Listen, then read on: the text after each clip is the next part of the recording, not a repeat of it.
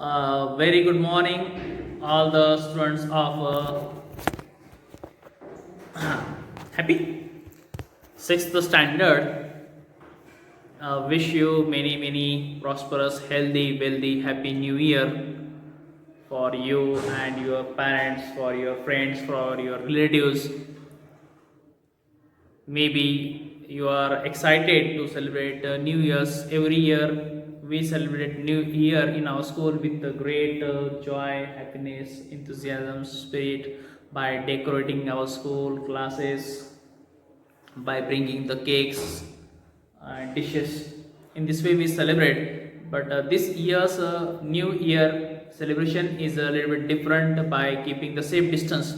Means you are outside of this mobile and I am here inside of this mobile.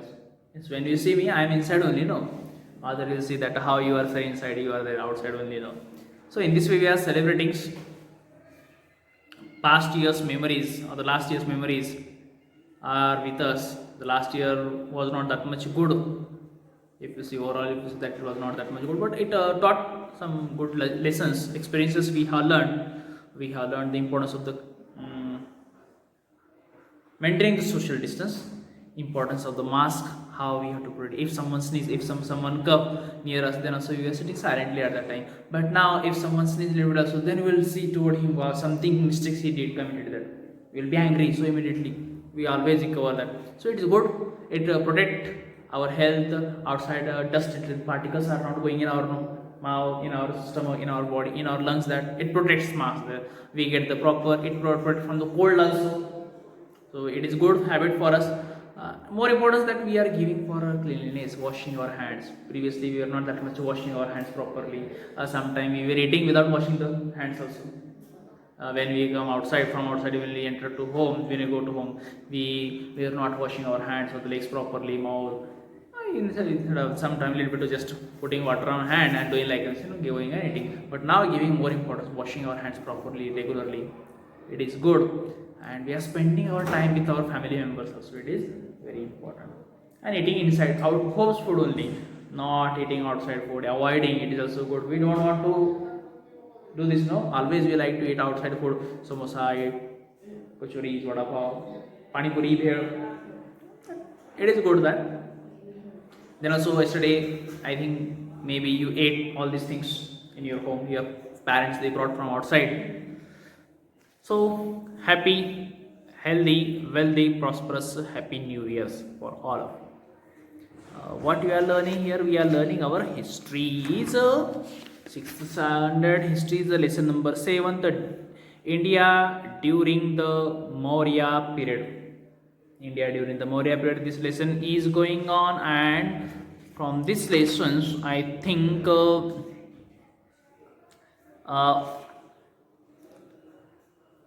Kalinga War over. The experiences of Kalinga was we have seen what kind of experiences Emperor Ashoka he witnessed, he had seen, and by seeing that experiences of the witnesses here, he decided never to wage war against, never to start, never to be go war, to be war against with the enemies, because he was deeply touched by seeing the incident. What kind of incident? Bloodshed incident. Many soldiers killed and the blood was flowing from their bodies on that ground. The blood was flowing like a river water. So seeing all these experiences, visuals, images seen, Emperor Ashoka was deeply touched, and he banned in his territories, in his kingdom also, not to hunt animals. That also he strictly he warned. So next one point, greatness of Ashokas or the work of the Ashokas for the spread of religion. Emperor Ashoka's work for spreading religions there. Ashoka had embraced Buddhism. First thing, what is here? Emperor Ashoka, he had embraced Buddhism, means he accepted the Buddhist religions. He accepted the Buddhist religion or embraced toward the Buddhisms he had convinced the third religious council, conveyed the third religious council on Buddhism at Patliputra. Emperor Ashoka, he arranged third Buddhist council, religious councils, big religious Buddhist council he arranged at Patliputra. Ashoka sent his own son, Emperor Ashoka, he sent his own son, Mahendra. Emperor Ashoka, he sent his own son. He sent to Mahendra and daughter Sanghamitra. His son's name Mahendra and his daughter's name Sanghamitra. So to his daughter and to son he sent to Sri Lanka. Emperor Ashoka sent his daughter, his own daughter, and to his own son he sent to Sri Lanka. For what purpose? Not to go and travel and see Sri Lanka. He sent them. Sri Lanka is also one country, no? Neighboring country of India. So he sent his son and daughter to son Mahendra and daughter Sanghamitra to Sri Lanka for the spread of Buddhism. For what purpose he sent? He sent them for the spread of Buddhism, to be spread Buddhist philosophy or religion. So he sent to his daughter and daughter Sanghamitra and son Mahendra to Sri Lanka for the spread of Buddhism, to spread Buddhist religions there. He also sent Buddha Bhikkhu to West Asia. Ashoka, he sent Buddhist bhikkhus, means religious gurus, those who are outside Maharaj will say, no, like same way. In a Buddhist religions, bhikkhu, we call them bhikkhus there. He sent to them Buddhist bhikkhu to West Asia, in Asian continent, western side of Asian continent, and Central Asia for the spreading Buddhisms. In these countries, Western Asia or the Central Asian side of Asian countries, he sent Buddhist bhikkhus for the spread of Buddhism there.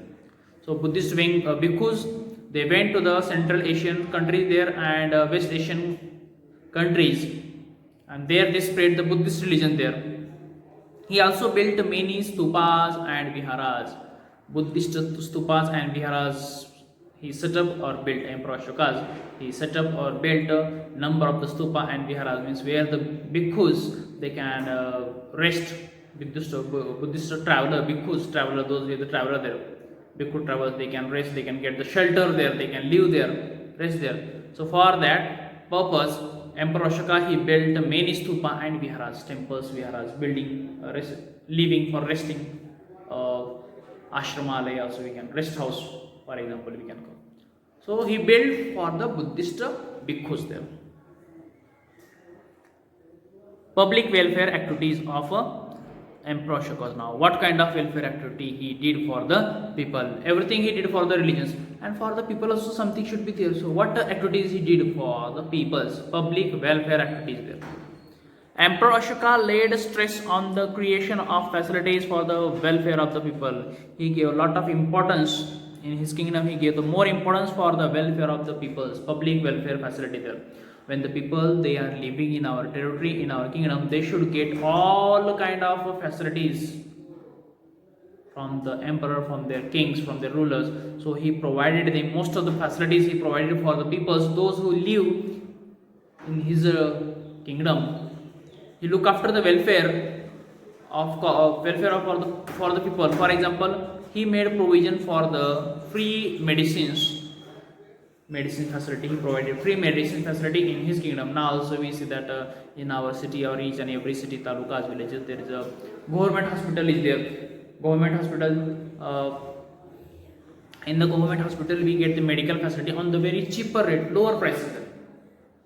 For example, if you are going from for outside doctor for consulting, he will take at least minimum 150 rupees or 100 rupees, 200 rupees charges, doctor fees. But if you go into the government hospital, there we will get, what you will get there? There will get hardly what? 10 rupees fees you have to pay that, 5 to 10 rupees, and medicines also will get there. So this facility he provided in his kingdom, free medicine facility and medical treatment for the people. He provided the medical treatment for his peoples as well as for animals. He look after the medical facility. He provided medical facility for animals also, those who live in country, in his kingdom. That animals, cow, dog, cow, buffaloes. For them also provided the medical facilities for them. He built many roads. Number of the roads he built in his kingdom, and planted the tree for the shade on the both sides. If the road is there, and from the on the road both sides, if the trees are there, and if the trees are tall and their shade, their trees are, the branches are on the road, on the road everywhere the shade is there. And if you are traveling by that road, then how interesting, how it look beautiful for us. That especially if you are traveling in summer, then it looks too much nice. Nature's beauty add there. We always like to travel, and we always like to go by such roads there.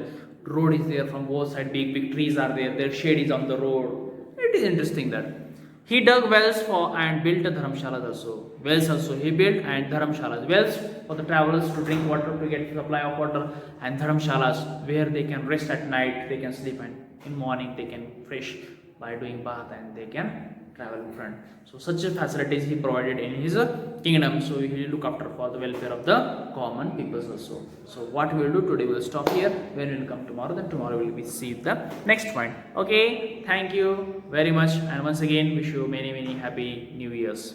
Bye bye.